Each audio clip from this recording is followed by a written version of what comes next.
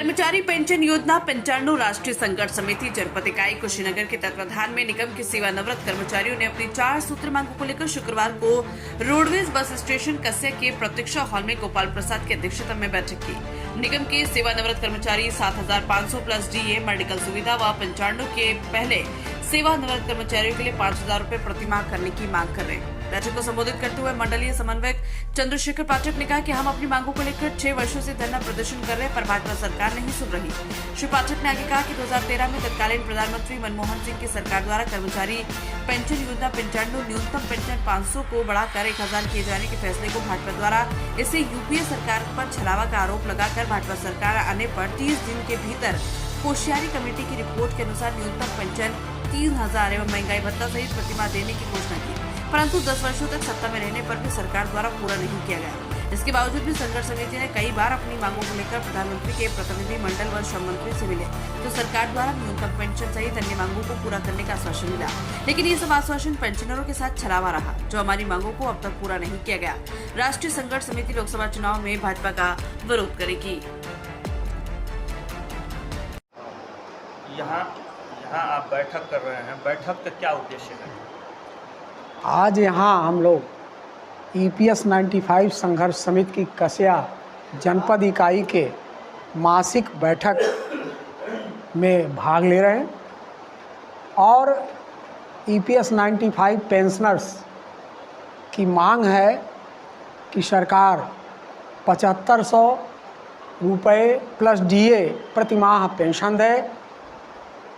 हमें हमारे परिवार सहित चिकित्सा सुविधा निःशुल्क प्रदान की जाए और जो लोग इस पेंशन से वंचित हो गए हैं EPF धारक, उनको भी रुपया 5,000 प्रतिमाह पेंशन दिया जाए तथा माननीय उच्चतम न्यायालय के आदेश दिनांक 4/11/22 के अनुसार जो हायर पेंशन के बारे में फैसला माननीय सुप्रीम कोर्ट ने दिया था, उसमें EPFO द्वारा लगाई जाई अड़ंगेबाजी को सरल करके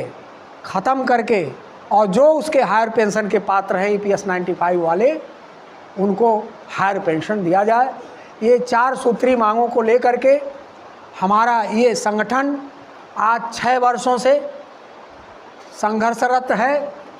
पूरे हिंदुस्तान में ये कार्यक्रम हम लोग संघर्ष का चला रहे हैं और हमारे राष्ट्रीय नेता कमांडर अशोक राउत, जो राष्ट्रीय अध्यक्ष हैं, इंजीनियर वीरेंद्र सिंह राजावत जी जो राष्ट्रीय महासचिव हैं, उनके नेतृत्व में पूरे देश में 6 सालों से इन मांगों को लेकर के आंदोलनरत हैं हम लोग। और हम लोगों ने अनेकों बार विभिन्न प्रांतों की राजधानियों में, दिल्ली के रामलीला मैदान में, दिल्ली के जंतर मंतर के मैदान में धरना प्रदर्शन, क्रमिक अनशन तक किया और इस सरकार के मंत्रियों ने, इस सरकार के मंत्री श्री भूपेंद्र यादव जी जो श्रम मंत्री हैं, उन्होंने हमारे नेताओं को आश्वासन दिया कि हम आपका काम, आपका पेंशन जल्दी ही कर देंगे। लेकिन इसके पहले प्रधानमंत्री से हमारे नेताओं की मुलाकात आदरणीय हेमा मालिनी जी के नेतृत्व में हुआ था 2020 में, 2021 में, और उन्होंने प्रधानमंत्री कार्यालय में आश्वासन दिया हमारे नेताओं को कि आपका मांग जेन्युइन है, आपकी मांग उचित है, ये दिया ही जाना चाहिए और हम इस पर कार्रवाई जल्दी कराएंगे। और केवल आश्वासन ही नहीं दिया, प्रधानमंत्री कार्यालय के राज्य मंत्री आदरणीय जितेंद्र सिंह जी को आदेश दिया और उनको कहा कि इस पर जल्दी कार्रवाई करवाइए। लेकिन इतने दिन हो गए, अभी तक कोई कार्रवाई नहीं हुई। सबसे पहले सन 2013 में जब मनमोहन सरकार ने इस पेंशन को, मिनिमम पेंशन को 5,000 से 1,000 किया, 500 से 1,000 बढ़ा करके किया,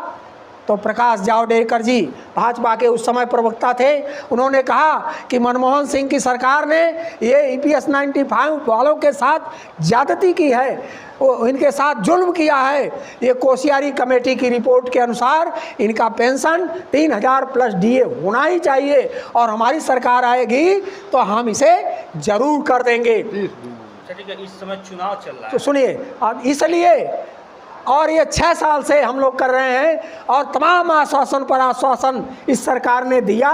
और इसलिए आश्वासन पूरा नहीं हुआ, हमारी मांग पूरी नहीं हुई। इलेक्शन आ गया, वादा था कि इलेक्शन के पहले कर देंगे, लेकिन नहीं किए। तो हमारे CWC केंद्रीय वर्किंग कमेटी ने ये निर्णय लिया है कि हमारा जिन्होंने सहयोग किया है उसका हम सहयोग करेंगे और जिन्होंने हमारा काम नहीं किया है उसका हम इस इलेक्शन में विरोध करेंगे। और इसी के तहत हमने इस मंडल में गोरखपुर मंडल के चारों जिलों के अध्यक्षों ने और मंडलीय पदाधिकारियों ने ये निर्णय लिया है कि इस मंडल के जो भी MP रहे हैं उनके पास हम लोग 10 बार गए, मेमोरेंडम दिया, लोकसभा में आवाज़ उठाने के लिए, हमारी बात उठाने के लिए हमने कहा, हमने निवेदन किया। आश्वासन देने के बाद भी एक शब्द भी लोकसभा में इन्होंने नहीं उठाया और न हमारे पक्ष में कोई बात की। इसलिए हम लोगों ने मंडल में निर्णय लिया है कि हम भाजपा के जितने कैंडिडेट हैं उनका विरोध करेंगे और उनको हराने वाला जो होगा उसके पक्ष में मतदान करेंगे। ये हमारा निर्णय है, इसलिए कि इन लोगों ने झूठा आश्वासन दिया और ये भाजपा सरकार, इसके बारे में मैं बताऊं कि ये कर्मचारी हितैषी नहीं है। इन्होंने कर्मचारियों की नौकरी ली है और कर्मचारियों की भर्ती नहीं की। अच्छा, इसलिए भी नहीं वोट हम देने के लिए कह रहे हैं कि हम भारत के स्वस्थ नागरिक हैं। नागरिक होने के नाते